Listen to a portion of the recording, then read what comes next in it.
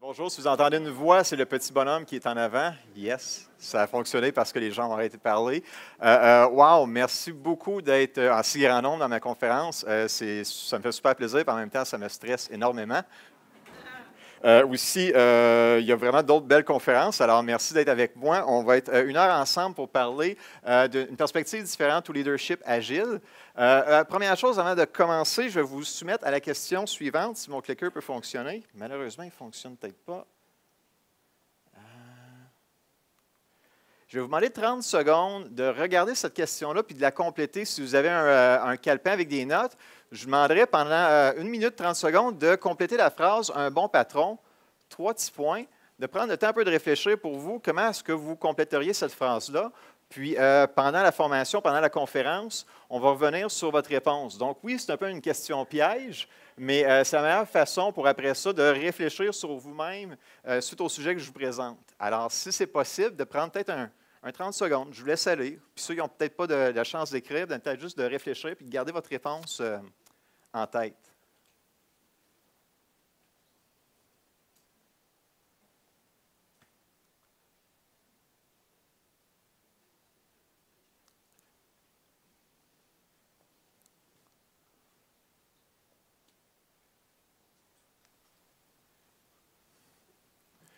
All right, je regarde les yeux des gens qui ont l'air à me regarder en voulant dire c'est beau, Louis, tu peux continuer.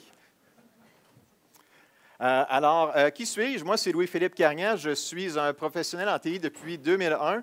Depuis 2011, je suis formateur avec les gens de Scrum.org. Donc, je donne la formation officielle de Scrum, des gens qui ont inventé l'approche Scrum. Je suis aussi co-auteur du guide Kanban pour Équipe Scrum qui va sortir en 2018. Et j'aide des équipes, des organisations, des départements à faire les adoptions agiles depuis 2011, où est-ce que j'occupe des fois des chapeaux de Scrum Master, coach agile organisationnel. Alors, ça, c'est moi. Et ce que je veux vraiment vous parler aujourd'hui, c'est un truc qui me tient à cœur, qui me passionne beaucoup. Je me dédouane tout de suite, je ne suis pas le meilleur dans ce sujet-là. Il y a des thèses de doctorat qui ont été écrites sur ça, mais vu que je suis passé par ce processus-là en 2016, puis que ça m'a passionné énormément, bien, je voulais redonner ça à la communauté qu'on est, qui est la communauté agile.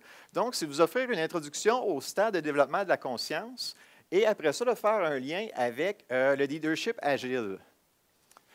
Puis un peu vous donner une idée, c'est quoi juste les développements de la conscience? Bien, qu'on sache ou non, notre tête, présentement, on a un cerveau dedans, pour la plupart d'entre nous, et puis il est toujours en train d'inférer, d'essayer de construire la réalité, mais avec le plus d'informations possible qu'il y a autour de lui. Puis de ce qu'il reçoit comme information, bien, il bâtit sa réalité, puis c'est ce qu'on appelle des modèles mentaux qui nous habitent, et c'est ce qu'on appelle finalement la conscience de l'être humain.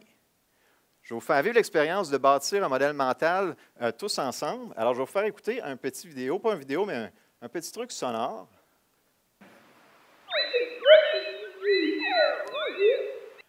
Est-ce qu'il y a quelqu'un qui a peut-être une idée, peut-être en levant la main ou en le disant, qu'est-ce que ça veut dire?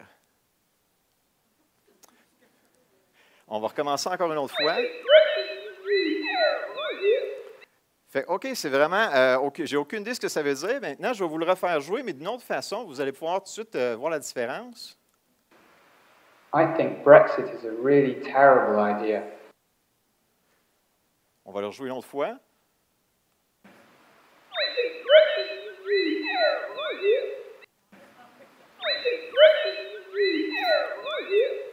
Donc, ce que vous venez de vivre là, tout le monde ensemble, on vient de vivre un nouveau modèle mental dans notre tête. On entendait quelque chose, ça ne faisait pas de sens. Puis là, avec un peu d'entraînement, OK. Puis là, on le réentendre une deuxième fois, bien, le modèle mental a tout simplement dit, Louis, quand tu entends quelque chose qui est un peu tout croche, bien, à l'intérieur de toi, dit que ça veut dire que Brexit, ce n'est pas une bonne idée.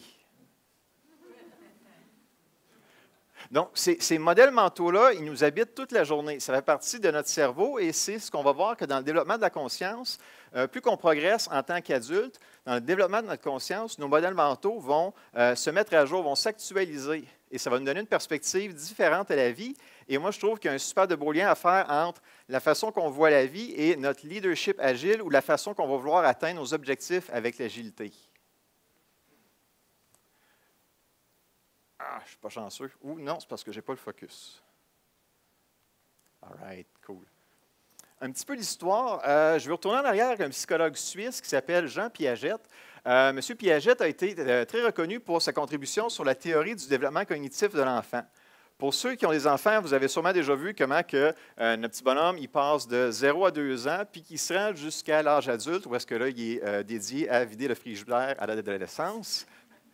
Eh bien, il va passer par 4 stades jusqu'à temps qu'il se rend à l'âge adulte. Donc, encore une fois, le dernier stade, c'est qu'il tripe à vider un frigidaire de ses parents. Je suis le premier coupable là-dedans. Et puis, Piaget a vraiment documenté ces 4 stades-là. Et c'était très facile dans le temps parce que vous pouvez regarder l'enfant puis prendre des notes. C'était très visuel pour suivre l'évolution ou les stades de développement cognitif de l'enfant. Et suite à ça, on est arrivé à dire, bien, les 4 stades que je viens de vous montrer sur l'image, eh bien, c'est la pente qui est ici. Puis une fois qu'on arrive à environ 20 ans, c'est le flat line. Ça, c'était la perspective du développement cognitif de l'adulte il y a 40 ans. On pensait qu'une fois qu'on était rendu un adulte, on avait une perspective de l'univers, du monde qui tournait autour de nous, qui était commune, qui était partagée pour tout le monde. Malheureusement, la recherche aujourd'hui nous dit que c'est autrement. Donc, voici un peu le nuage de points des résultats des recherches depuis les 40 dernières années où, une fois que j'arrive à l'âge adulte, mes capacités à regarder le monde, ou que je vais appeler ça de mental complexity, donc ma façon à recevoir la complexité du monde, va varier selon l'âge que j'ai. Et ça ne veut pas dire qu'automatiquement que je suis rendu à 50 ans, ben boum, je suis rendu ailleurs. Je peux m'offrir la possibilité de me monter d'un stade de conscience, ou si je veux, je vais juste rester là et garder ma vision du monde. Donc, de ce nuage de points-là, on a eu 6 stades de développement de la conscience, pas de l'être humain, mais de l'adulte. Le premier, c'est diplomate. Le deuxième, expert. Le troisième, achiever. Et ensuite, on va basculer dans les 3 derniers stades qui sont l'individualiste, le stratégiste et l'alchimiste. Les 3 derniers que je viens de nommer, ce sont des stades de développement de la conscience post-conventionnels. Et on va regarder que les 3 premiers, diplomate, expert et achiever, ce sont des stades de développement conventionnels. Si vous êtes en train de m'écouter puis que je placote de ça, puis vous vous dites à l'intérieur de vous-même, crime, je me demande où est-ce que je suis puis comment je pourrais aller au prochain niveau, si vous avez cette réflexion-là présentement dans vous, peut-être des chances que vous êtes autour de achiever. Si vous me regardez présenter puis vous me disiez, c'est qui ce gars-là, Louis-Philippe? Il est-tu expert? C'est-tu un expert dans ce domaine-là? Parce que moi, je suis quelqu'un qui va vraiment croire les gens qui sont experts. Bien, vous êtes peut-être plus ici dans ce profil-là, ici dans ce niveau de conscience-là qui est expert. Si vous êtes vraiment, vous trouvez ça génial, puis wow, c'est quelque chose de nouveau, c'est une perspective que je n'avais jamais vue, c'est une réalité qui est toute nouvelle, bien peut-être que vous flottez plus dans l'individualiste. Et pour ceux qui ont lu le mot stratégiste puis qui se reconnaissent là-dedans, à noter que seulement 4 de la population se ramasse dans ce niveau-là. Donc ça veut dire que dans un super bel échantillon, comme on est peut-être 100, 150, 4 des gens se retrouveraient dans stratégiste. Alors, ce que je veux faire avec vous, c'est de vous les expliquer un peu pendant la première demi-heure. Puis dans la deuxième demi-heure de ma présentation, c'est de faire un lien avec l'agilité et aussi de faire 2-3 petits jeux pour vous permettre de réfléchir à où est-ce que je suis, puis ça aurait-tu un impact sur la façon que j'implante l'agilité ou que je l'ai implantée ou que je voudrais l'implanter. Il y a une autre chose qui est importante, moi je trouve que c'est une belle image, c'est de voir ces niveaux de conscience-là comme étant montés sur une montagne. L'image est un petit peu mal faite, là, ça ressemble plus à un glacier, fait qu'on va se dire que c'est un glacier qui est sur une montagne. Et puis chaque stade de développement de la conscience, finalement, c'est, je me suis rendu à une place sur la montagne, puis je peux regarder au loin, puis je vois certaines choses. Mais vu que la forêt me cache encore, il y a certaines choses de la réalité qui se passent que je ne vois pas. Et quand je monte un petit peu plus haut, bien là, je suis rendu peut-être achiever, bien, je vois des nouvelles choses sur la montagne que quand j'étais expert, je manquais complètement. Je n'étais pas conscient de ce qui se passait. Donc, notre premier stade de développement, ou plutôt de niveau de conscience d'un adulte, où 12 de la population sont catégorisés dans ce stade-là, c'est le diplomate. Les caractéristiques d'un diplomate, c'est quelqu'un qui va vouloir éviter les conflits, va vouloir appartenir à un groupe. Les normes de groupe, c'est super important, donc on veut garder ça ensemble. Et c'est quelqu'un qui va être un bon rassembleur, un bon lubrifiant social, si je peux dire, dans une équipe. Oui, je sais, je viens de gagner des points et un pari parce que j'ai mis le mot lubrifiant, mais... Alors, c'est quelqu'un qui est très bon pour garder une cohésion de groupe, mais essayez de vous imaginer quand je rentre l'agilité dans une organisation, est-ce qu'un gestionnaire qui fonctionne comme ça, ou j'arrive avec mes Scrum, mes Kanban, où est-ce que l'amélioration continue, bien, on veut changer la façon de faire, puis on va challenger, qu'il y a peut-être quelqu'un qui a besoin de se faire coacher ou de s'améliorer, bien, je suis peut-être en train de perturber quelqu'un qui veut une cohésion dans son équipe. Donc, moi, je trouve que ça m'a enlevé beaucoup de douleur quand je suis dans les organisations, puis j'aidais des gens à dire, crime, Louis, pourquoi ça ne marche pas l'agilité? Bien, maintenant qu'un pas de recul, je fais, peut-être que j'avais un diplomate comme gestionnaire ou des diplomates dans l'équipe, puis ils m'ont rejeté parce que pour leur façon de voir la vie, bien, l'agilité, où est-ce qu'on est en amélioration continue? Pas cool. Puis ils ont juste fait, bien, dehors, Louis, parce que pour eux, la réalité, c'est on veut peut-être garder quelque chose qui fonctionne bien, qui est bien huilé, mais on ne veut pas aller plus loin. Oui, j'ai plugué une fois lubrifiant, je n'irai pas plus loin. J'ai gagné mon pari. Alors, mon diplomate pour opérer comme ça, puis à un moment donné, il va peut-être dire, crime, il me semble qu'il manque de quoi, je sais pas. Il va comme transitionner à un moment donné, puis poc, il va devenir expert.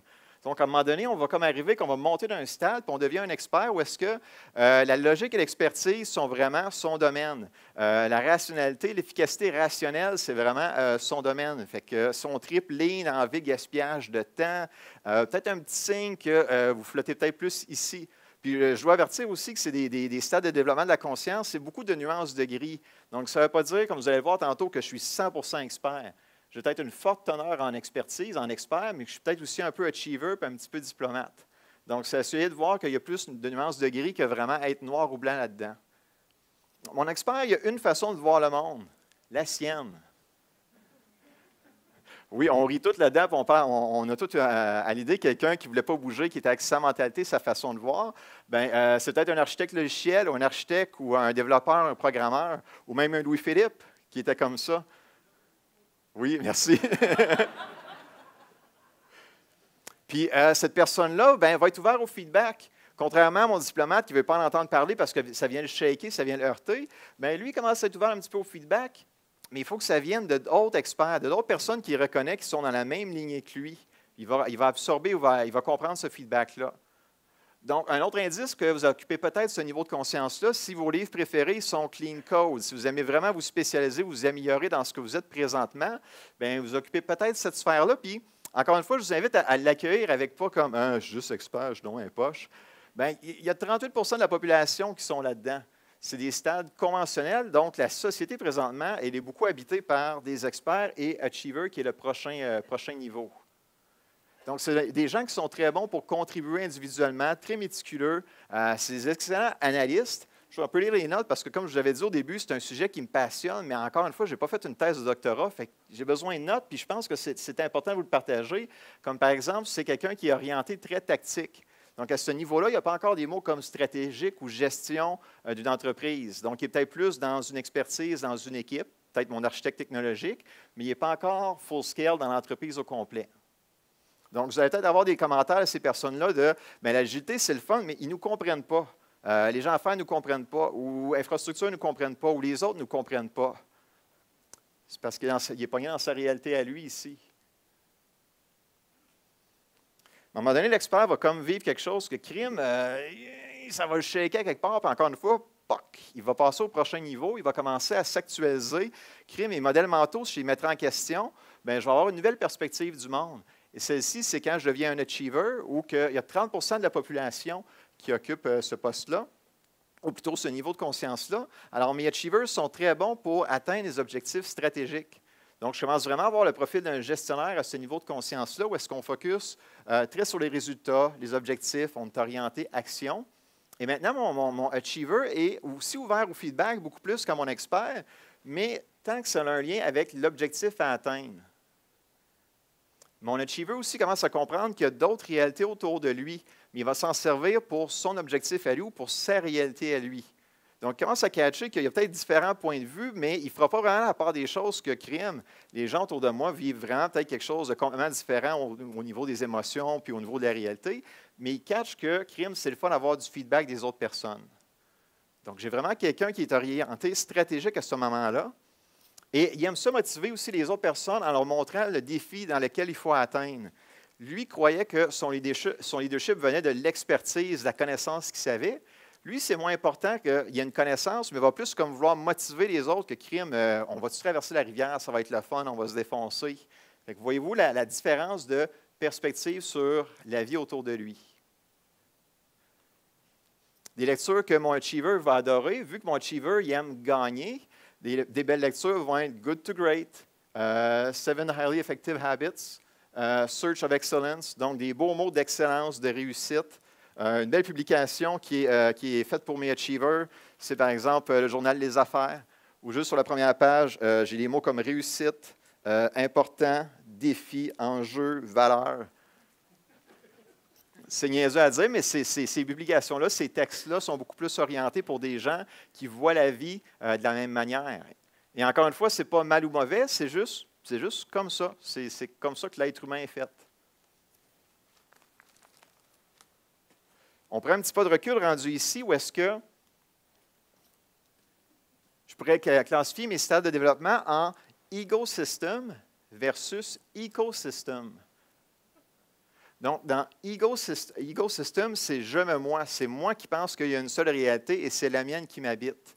Donc, si on fait un peu le calcul, j'ai 12 de gens qui sont diplomates, plus 38 qui sont experts, plus 30 qui sont achievers. Donc, 80 de la population en général roule de cette façon-là ou voit la vie de cette façon-là. Donc, si vous chialez sur certains problèmes de la vie aujourd'hui, dites-vous que c'est nous-mêmes, en tant qu'êtres humains, qui a créé cet environnement-là. Et moi, j'aime beaucoup une citation d'Einstein qui dit qu'on ne sera pas capable de résoudre les problèmes avec la même façon de penser qui les a créés. Eh bien, moi, je trouve que c'est un super beau pas de recul avec OK, oui, c'est vrai, là, ça me donne un nouveau portrait, une nouvelle peinture, un nouveau canevas où est-ce que, oui, mon agilité depuis peut-être 10 ans, 10-15 ans, où est-ce que j'entends que ça ne fonctionne pas ou que je n'ai pas réussi à l'implanter, c'est peut-être parce qu'avec les gens avec qui j'ai travaillé ou ce que j'entends, c'est peut-être juste que les gens, vu qu'on n'est pas encore assez rendu haut sur la montagne, on ne puisse pas vraiment utiliser l'agilité à son plein potentiel. Parce que nous, en tant qu'être humain, on n'est pas encore rendu assez loin pour voir des choses que l'agilité peut nous montrer. Si on a fait le décompte, si j'ai 80 des gens, il m'en reste 20 de l'autre côté. Donc, les 3 prochains stades que je vais vous montrer, c'est des stades post-conventionnels et très peu de monde voit la vie de cette façon-là. Donc, mon premier stade post-conventionnel, c'est mon individualisme pluraliste. Lui, il est arrivé quelque chose de vraiment hot dans sa vie à quelque part, puis il a transité de achiever à individualiste. Il a finalement catché que la réalité, c'est subjectif. C'est vraiment une construction dans mon cerveau, puis tout le monde a quelque chose de différent dans leur tête. Si on prend 2 secondes pour y penser, notre cerveau, il n'y a aucun accès à l'extérieur. C'est les mains, c'est les yeux, c'est les pieds. Il faut que le cerveau se prenne ses 5 sens pour essayer de se donner une meilleure idée de ce qui se passe présentement dans le monde réel, dans la réalité. Fait que moi, ça m'a donné encore une fois une belle soupape dans le sens que, ce que je suis en train de présenter ici, ça se peut qu'il y a des gens qui l'interprètent super mal, d'autres personnes super bien. Puis moi, ça m'a enlevé comme un gros stress de dire, vous ferez ce que vous voulez, parce que moi, j'essaie de le présenter du mieux que je peux, mais vous avez tous vos propres modèles mentaux, vous allez l'interpréter de votre façon. Donc, mon individualiste, lui, qui a commencé à catcher que la réalité, c'est vraiment quelque chose qui appartient à chaque personne, va vouloir aimer explorer cette perspective-là des autres. Alors, il va sortir des meetings, des fois, qui ont été difficiles, puis hey, comment tu as trouvé le meeting? Peux-tu me dire un peu comment tu l'as vu? Parce qu'il est curieux de voir comment une autre personne l'a peut-être vécu très facilement, tandis que lui, Calvin, je l'ai trouvé vraiment dur, ce meeting-là. Peut-être qu'en parlant avec un paquet d'autres monde, il fait OK, j'étais vraiment le seul, finalement, qui l'a vécu difficile. Donc, il commence vraiment à constater que la réalité, c'est quelque chose qui est subjectif. Puis, un peu pour vous pratiquer ou pour un peu déceler ça, vous allez souvent entendre des gens qui sont là, qui vont commencer peut-être des phrases avec « selon ma perspective » ou « à mes yeux » ou « je voyais ça comme ça, toi, comment tu le voyais » versus mon achiever ou mon expert. Puis je vous invite à retourner sur le marché demain au travail puis d'entendre comme la réalité, c'est ça, ou la vérité, c'est ça. Puis là, je fais vraiment un non-verbal en voulant dire, il y a des gens qui sont convaincus à 100 qu'il y a des réalités qui ne bougeront pas, tandis que lui, c'est le moment présent qui est le plus important, puis il va entretenir une relation avec le changement très organique, parce que ça se peut que les choses changent beaucoup aujourd'hui, puis qu'il découvre un paquet de nouveaux points de vue des personnes, puis ça se peut que demain, ça s'accélère, parce que, wow, vient d'arriver tel événement, puis que ça ralentit après. Fait que mon individualiste est beaucoup plus maintenant, pas juste orienté résultat, mais processus. Fait que qu'est-ce qui se passe dans notre tête pour atteindre ces résultats-là? Alors, c'est une personne qui est super efficace pour des rôles de consultant externe, où est-ce qu'il va venir challenger des façons de faire d'organisation. Parce que lui, il trouve ça super le fun de dire « Ah, vous l'avez bâti de même, bien pourquoi? Je serais curieux de connaître les modèles mentaux qui vous ont amené jusque-là, puis de les challenger. » Donc, même chose, tout ce qui est paradoxe et contradiction, ça l'intéresse, parce qu'encore une fois, il a découvert que la réalité, bien, ce n'est qu'une construction de notre cerveau. Une belle image, je trouve, pour représenter ça, c'est la fameuse image où est-ce qu'il y a un 6. Qui a raison entre les deux bonhommes? Les deux. Les deux ont raison. Ça dépend comment on regarde le fameux symbole à terre. Puis je pourrais être la troisième personne qui regarde ça comme ça. Bien, c'est ni l'un ni l'autre, parce que pour moi, de ma perspective, bien, c'est juste un symbole bizarre. Fait que je vous invite peut-être, je commence à peut-être vous faire réfléchir que ouais, c'est vrai que la prochaine fois que je suis sûr et certain, mais peut-être d'avoir de l'empathie pour comment est-ce que l'autre personne voit la situation, puis de l'explorer ensemble. Ce qui nous amène au prochain niveau, qui est mon stratégiste avec 4 % de la population.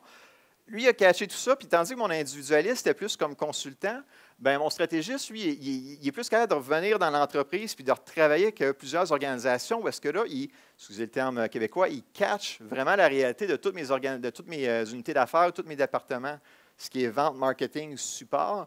Il commence à avoir de l'empathie pour ces réalités-là. Donc, il est capable de se mettre dans les pieds de ces gens-là puis vraiment de les vivre. Alors, c'est quelqu'un qui est vraiment maintenant interconnecté avec le monde. C'est pour ça qu'on parlait tantôt de ecosystem. Ces gens-là, là, c'est comme je ne suis plus le centre de l'univers, je fais partie de l'univers. Oui, ouh! Donc, orienté processus comme mon individualiste d'avant, sauf que maintenant, il commence à comprendre, bien, je suis connecté avec un monde extérieur, puis je vais focuser sur le long terme. Fait que nos actions en tant qu'entreprise, c'est quoi l'impact sur la société à long terme? Et j'ai seulement 4 % des gens qui sont en train de fonctionner comme ça. Puis c'est un peu malheureux que je n'ai pas grand monde parce qu'ils sont très efficaces comme leaders transformationnels. Là, j'ai la bouche sec. Je vais me prendre une petite gorgée d'eau en même temps. Bouche sec. Sèche, sec. Merci beaucoup. Fait que c'est mon leader transformationnel. Il est à la bonne place. Ce qui est malheureux, c'est que j'ai juste 4 % de la population qui est comme ça ou qui a cette attitude-là ou cette perspective-là de la vie. Et on veut souvent faire des adoptions ou des transformations agiles. Bien, mon fit ou ma combinaison gagnante, elle va être assez difficile. Donc, moi, maintenant, quand j'entends « Ah, agile, ça ne marche pas, culture est réfractaire », bien, ça fait du sens maintenant. Parce qu'en termes de conscience humaine ou de niveau de conscience, bon, on n'en est pas encore rendu là. Et finalement, j'ai mon dernier stade, qui est l'alchimiste. Mon alchimiste est capable de générer des transformations de société. Il commence à dire que le langage a ses propres limites. Cette personne-là est en train de vivre des choses à l'intérieur de lui, puis elle n'a pas le langage, elle n'a pas les mots pour l'exprimer. Oui, hein, vous trouvez que j'en ai fumé du bon, hein? Cependant, qui que j'ai là-dedans? Bien, dans le 20e siècle, on en retrouve 2-3 personnes, dont Nelson Mandela, qui a transformé l'Afrique du Sud après l'apartheid, où est-ce qu'il est ressorti de prison, après, je pense, une vingtaine d'années en prison. Il y a une belle citation sur Mandela qui m'a toujours touché, où est-ce quand il était en prison pendant 20 ans, il regardait le gardien de prison de l'autre côté de sa porte, puis il le regardait, puis il disait « Tu es aussi prisonnier que moi. » Ça vous donne une idée un peu de où est-ce qu'il était rendu dans ses réflexions sur niveau de conscience ou en haut de la montagne. Il voyait ces gens-là aussi prisonniers que lui. Et lorsqu'il a été premier ministre, ou est-ce qu'il a pris le pouvoir, c'est une des rares fois en Afrique, je ne suis pas super documenté, c'est des gens qui sont plus documentés que moi en Afrique, vous viendrez m'interrompre tantôt, mais ça n'a pas fini par un bain de sang. Habituellement, en Afrique, c'est quand une gang prend le pouvoir, ben c'est pas vraiment cool pour l'ancienne gang. Nelson Mandela, ce qu'il a fait, lui, c'est qu'il a pris des généraux blancs de l'armée, puis il les a mis dans son cabinet.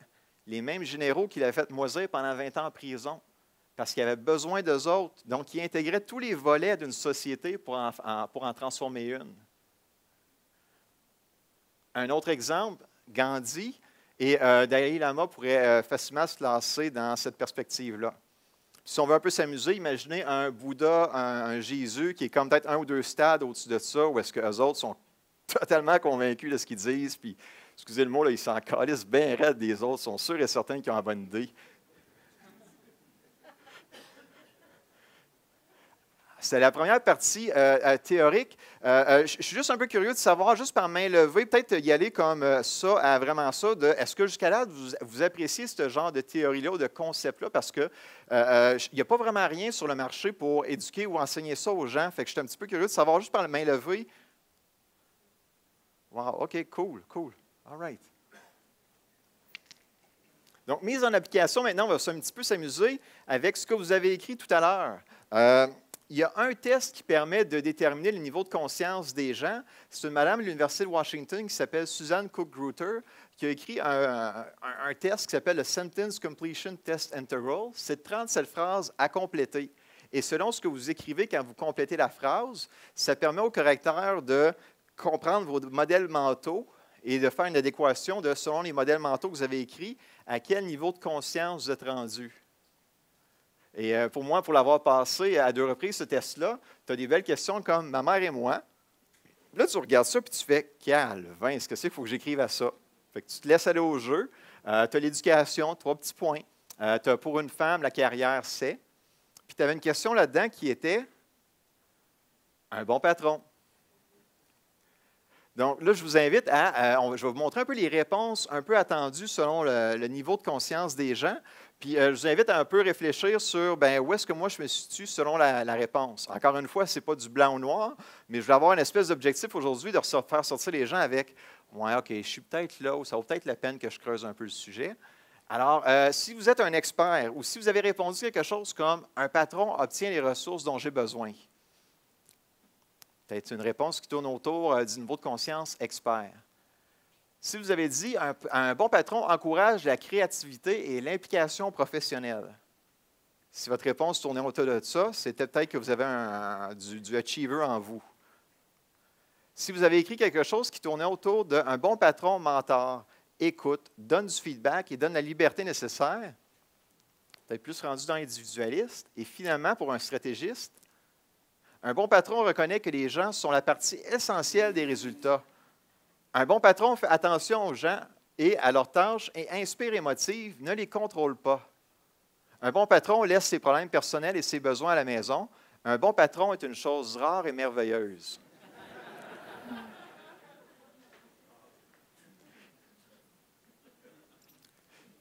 On ne fera pas la comparaison à juste à main levée, mais c'est encore une fois, c'est pour semer quelque chose en dedans de vous, de dire, où est-ce que je suis? Puis après ça, quand je reviens pour appliquer de l'agilité, j'ai mes limites à connaître là-dedans. Puis inquiétez-vous pas, je suis dans le même bateau que vous autres, parce que la prochaine slide, c'est les résultats de mon test. En 2016, j'ai suivi un programme universitaire qui s'appelle Complexité, conscience et gestion, que je qualifie pour moi d'un des plus beaux cadeaux que je me suis offert dans ma vie. Ben oui, qui dirait ça d'un programme à l'université? C'était maintenu par Mario Caillé, un professeur qui était à la retraite. Je vais juste vous montrer la première page du plan de cours qui, moi, me fait toujours triper quand je la relis. Si je suis capable de vous l'envoyer. Hop, hop, hop, peut-être l'autre bord. All right. Donc, complexité, conscience et gestion, description du programme. Gérer dans un environnement de changement rapide et d'incertitude et rempli d'enjeux qui semblent souvent irréconciliables et de plus en plus complexes. Toutefois, lorsque nous évoquons la complexité du monde, nous ne semblons pas prendre conscience que c'est aussi de nous dont nous parlons. Donc, quand on commence à faire des calls comme « Mon Dieu que ça va vite, mon Dieu que c'est complexe aujourd'hui », il y a un certain point là-dedans qui nous touche. Dire que le monde est complexe, c'est exprimer notre difficulté à l'appréhender, à lui donner un sens. C'est reconnaître l'écart entre le niveau de complexité de notre esprit et celui du monde dans lequel nous vivons. Donc, une autre façon bien à la québécoise de dire tout ça, c'est que si je commence à me plaindre que ça va trop vite, que c'est trop complexe, je vais commencer à dire que crime, c'est peut-être moi qui est trop tweet par rapport au monde. Je vous invite peut-être pendant les fêtes s'en viennent, si jamais il y a des discussions autour de la table, que crime, ça va donc bien vite aujourd'hui, puis il y a du monde qui se trouve que c'est essoufflant, puis que c'est trop complexe. Pas en famille. Donc, ce programme-là, c'était de nous faire prendre conscience sur notre propre niveau, puis de l'appliquer dans la gestion. Quand je suis en leadership en gestion, OK, je suis à ce niveau de conscience-là, comment est-ce que mes actions qui représentent mon niveau de conscience, je dois les modifier? Alors, Mario roule ça depuis 16 ans. C'est un cours qui dure juste 17 jours. Il n'y a pas vraiment de diplôme à la fin. C'est une belle petite attestation, mais les gens ne vont pas vraiment là pour ça. C'est 25 participants par cohorte. On se suit pendant toute une année. C'est un programme qui est toujours contingenté, bouche à oreille à chaque année, puis Mario trouve toujours son monde. Et le profil des gens, ce sont des gestionnaires entre 15 et 30 ans d'expérience qui se ramassent là. Habituellement, c'est des achievers. On a vu un peu tantôt les niveaux de conscience. Fait que les achievers, les experts vont se retrouver là, des fois des individualistes. Et puis, ils cherchent à prendre conscience vraiment de ce qui se passe autour d'eux. Et un des tests qu'on va faire au début du programme, c'est un test pour mesurer son niveau de conscience. Donc, ce que vous avez là ici, c'est mon niveau de conscience en janvier 2016 quand je suis rentré dans le programme et j'ai répondu aux 37 fameuses questions. Donc, vous pouvez imaginer comment moi je lisais ça, puis je n'avais aucune idée encore des niveaux de conscience, puis j'étais « what the… » Alors, à ce moment-là, ici, j'ai scoré à 19 pour une perspective diplomate. Alors, dans 19 de mes réponses, je voyais ça comme un diplomate. 39 de mes réponses étaient dans expert et 30 de mes réponses étaient dans achiever. Et la manière que la théorie est bâtie, c'est que ça se peut qu'à un moment donné dans ta vie, tu es un peu comme chambranlant, tu es sur deux pieds puis tu ne sais pas trop où est-ce que tu t'en vas. Moi, quand je suivais le programme, j'étais vraiment dans ce mode-là. Et ça l'expliquait un peu pourquoi je suis en train de transitionner d'un stade à l'autre, que je ne savais plus trop où me positionner. Fait qu'au début de l'année 2016, j'étais vraiment dans ce mode-là. Tantôt, quand je sortais les chiffres, diplomate 12 36 les barres noires que l'on voit ici, c'est mon 12 dans la population qui est à 12 pour mon diplomate, expert à 39, achiever à 30 ici, qui est la barre noire. Je suis à 38 des réponses, non, 19 achiever, bien, je suis totalement achiever, je m'assume, je sors du placard, je suis achiever. C'est de même que je vois la vie. Et j'ai un petit pied ou un orteil dans le individualiste. Les gens qui se disent peut-être « Ah, j'aimerais ça être individualiste, qu'est-ce que je fais pour aller là? » Je mets un bémol parce que vous allez vous ramasser dans 20 de la population qui voit de même. Alors, des fois, si vous ramassez dans individualiste, stratégiste ou alchimiste, bien, tu es tout seul. Tu vas faire des réflexions des fois autour de la table, tout le monde va te regarder en voulant dire. Fait que danger, si vous voulez rester avec la masse, ou si vous voulez prendre la pilule bleue ou rouge, je me suis impuissé laquelle dans la matrice, bien, vous savez à quoi vous attendre. Puis, moi, témoignage ici que je suis dans un club de lecture où je suis beaucoup avec des gens qui sont ici ou qui sont plus loin. Puis, j'avoue que je suis gêné des fois parce que les réflexions que ces gens-là font dans le club de lecture, je fais comme « My God, je ne suis pas là. Je suis gêné d'avoir une conversation avec vous autres parce que je n'ai pas vu la même affaire que vous autres en lisant le livre. » Aussi, les gens qui sont ici vont plus lire des livres sur l'art des possibilités, la 5e discipline de Peter Senge, tout ce qui est théorie d'Otto Scharmer. Un autre niveau, tout ce qui est performance, tout ça, c'est plus leur bague ici, rendu ici. Donc, j'ai lancé un petit test avec un bon patron. J'ai présenté un peu, moi, mon cheminement dans les niveaux de conscience. J'aimerais ça qu'on se pratique ensemble et qu'on regarde ou qu'on va essayer d'identifier le niveau de conscience de Peter. Peter Brabeck, c'est le PDG de Nestlé. Il y a une belle entrevue sur YouTube avec Peter. Je vais vous le faire jouer durant environ 2 minutes et demie, puis je vous inviterai à découvrir son stade de conscience à Peter.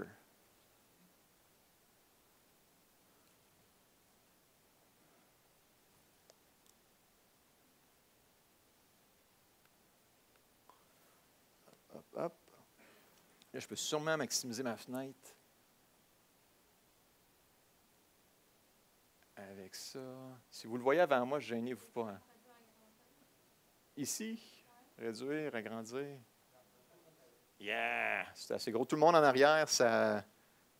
Ouais, cool. Il pousse vers le haut. Alors, on part ça, puis le son. Ich komme aus Villach in Kärnten. Juste avant.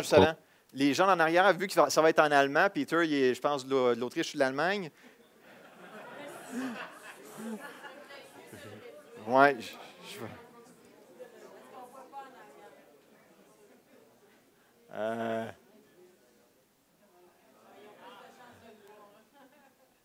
en arrière, pouce vers le haut toujours.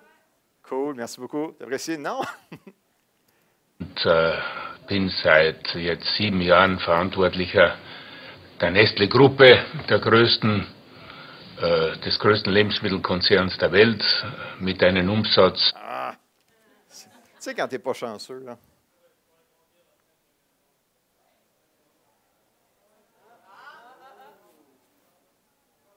von ungefähr 90 Milliarden Schweizer Franken oder ungefähr 65 Milliarden Dollar und mit ungefähr 275.000 Mitarbeitern, die bei uns direkt arbeiten.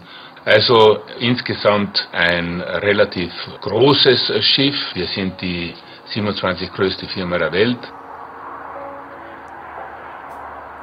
Wir glauben heute zum Beispiel, dass alles, was Natur ist, ist gut.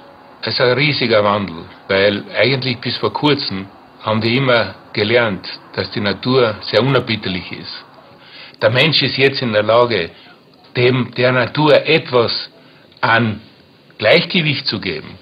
Und trotzdem kommen wir jetzt in so eine fast Versinnbildlichung, dass alles, was von der Natur kommt, ist gut.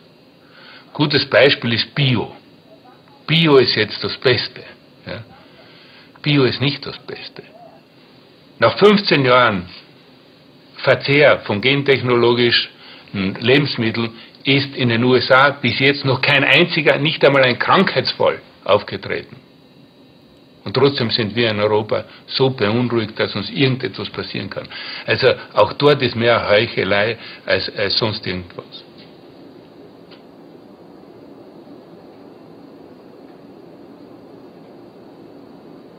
J'ai aucune idée ce que ça veut dire, ça. Ja, es gibt auch ja bei uns ein schönes Lied, Wasser braucht das liebe Vieh, Hollerei und Hollerie, wenn Sie sich erinnern können. Also Wasser ist natürlich das wichtigste Rohmaterial, das wir heute noch auf der Welt haben. Es geht darum, ob wir die normale Wasserversorgung der Bevölkerung privatisieren oder nicht. Und da gibt es zwei verschiedene Anschauungen. Die eine Anschauung, extrem würde ich sagen, wird von einigen von den NGOs vertreten, die darauf pochen, dass Wasser zu einem öffentlichen Recht erklärt wird.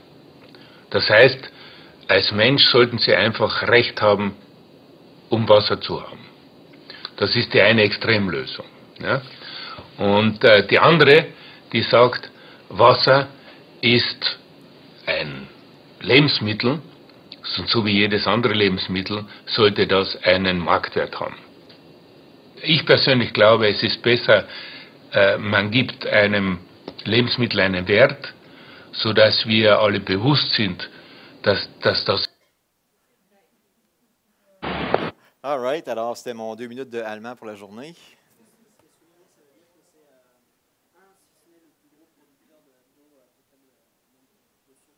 Oui. Juste pour ici, il y a un monsieur qui a rappelé que Nestlé est le plus gros producteur d'eau. Oui, alors ce qu'on vient de voir depuis la dernière demi-heure sur les niveaux de conscience, qui serait d'accord pour dire que ça serait un stratégiste? Lui voit la vie comme étant un stratégiste. Yes, personne. Non, malheureusement, ce n'est pas la bonne réponse. Individualiste? Non, non plus. La réponse, c'est achiever. C'est ma compagnie, Nestlé. Une chance que le monde est chanceux d'avoir Nestlé, parce que sans Nestlé, on n'aurait pas 2 millions d'emplois. Merci.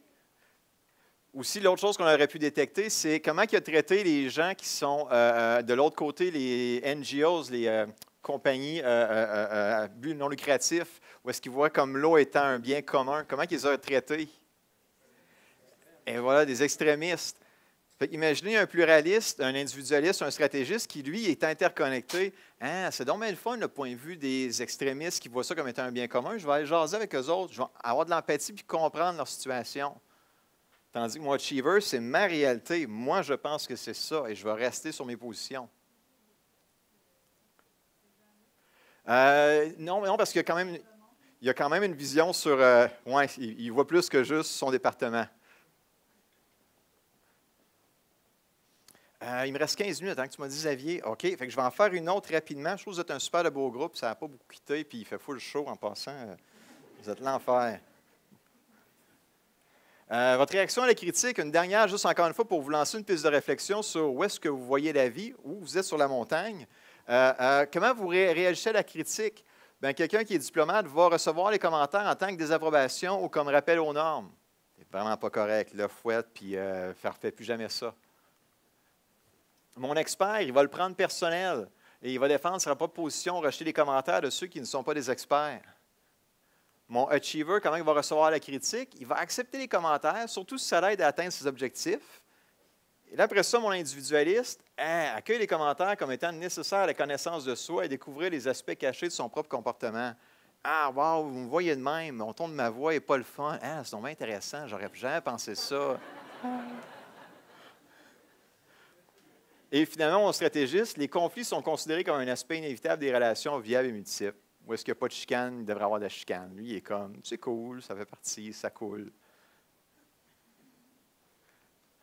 Alors, l'agilité dans tout ça, il faut bien que je fasse un lien à un moment donné avec l'agilité. On est à l'âge de tour. Fait que je me suis juste amusé à inventer des choses, pas tout à fait. Une chose que moi, je trouve qui est super intéressante en agilité, c'est le principe du Form Follows Function, qui est un principe en architecture de bâtiment. Donc, si je bâtis une maison, la forme de la maison va vraiment rappeler la fonction de la maison. Besoin d'une petite cheminée pour le poêle à bois, deux petites fenêtres, un arbre pour faire courir les enfants, versus une caserne de pompiers, où est-ce que là, la fonction de la caserne de pompiers, c'est d'avoir des trucks de pompiers, fait que des grosses portes de garage, puis j'ai une hose à faire sécher après un feu, bien, je vais avoir une genre de tour super haute. Donc, c'est un principe en architecture de bâtiment qui est le Form Follows Function. Et on a souvent fait ça en agilité pendant peut-être 10 ans, où est-ce que bien, mes équipes Scrum, mes équipes Kanban devraient avoir une forme, une façon de travailler ensemble qui réponde à leur fonction, qui est de livrer du développement logiciel, livrer du logiciel. Moi, je trouve que ce qui est en train d'émerger, c'est plutôt du Form Follows Consciousness. Donc, la forme de mon organisation, de mon département, va plus suivre la façon que le leader va voir le monde. Puis, vu qu'on vient de voir les 6 stades, bien, ça va être intéressant d'explorer comment maintenant, est-ce qu'en tant que leader agile, puis quand je veux dire leader agile, là, je ne parle pas juste du gestionnaire. Si tu commets des actes de leadership dans ton équipe, tu es un leader selon moi. Si tu es ici, c'est parce que tu es sûrement leader ou tu as un intérêt vers ça.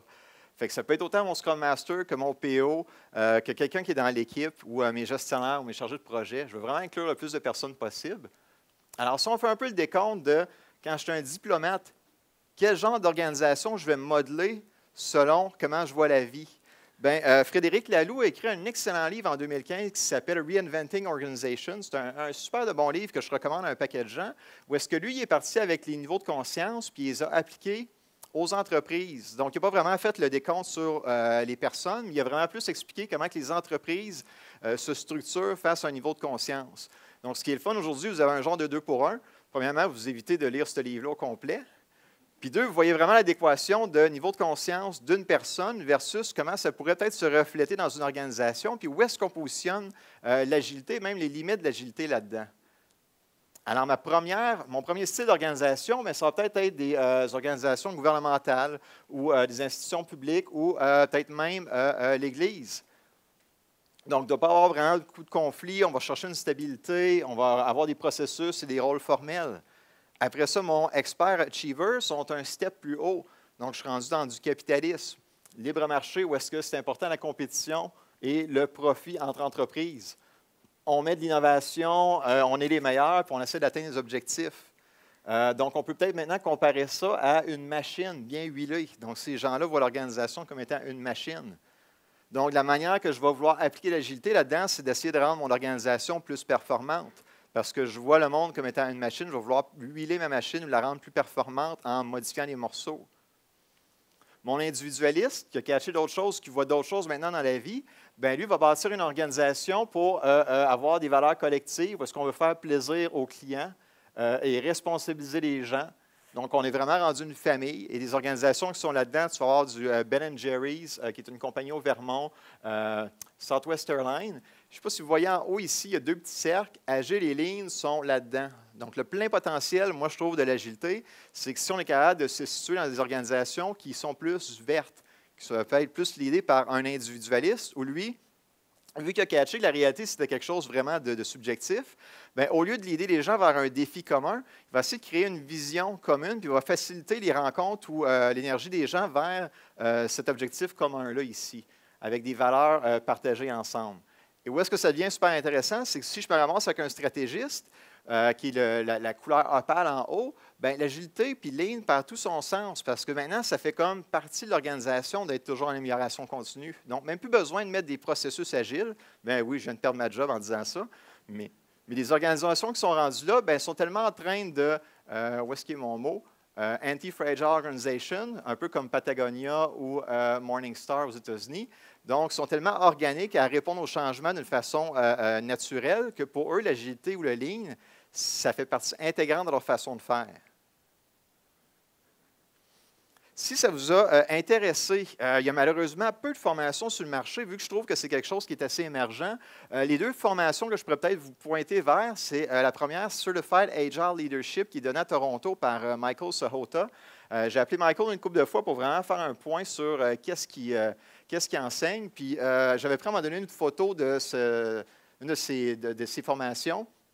Est-ce que vous voyez vraiment que, bon, il parle par exemple des stades de développement de la conscience, Expert Achiever, puis comment est-ce qu'on doit dépasser ça? Donc, c'est un beau petit cours de 2 jours. C'est sûr, c'est pas, vous allez tout avoir trouvé ce que vous avez besoin, mais je trouve que c'est une des seules formations qui est sur le marché. L'autre truc que moi, je suis en train de suivre présentement, c'est ULab, qui est une formation de données gratuite sur la plateforme edX du MIT. C'est donné par Otto Scharmer. C'est un gars qu'on pourrait définir comme un stratégiste.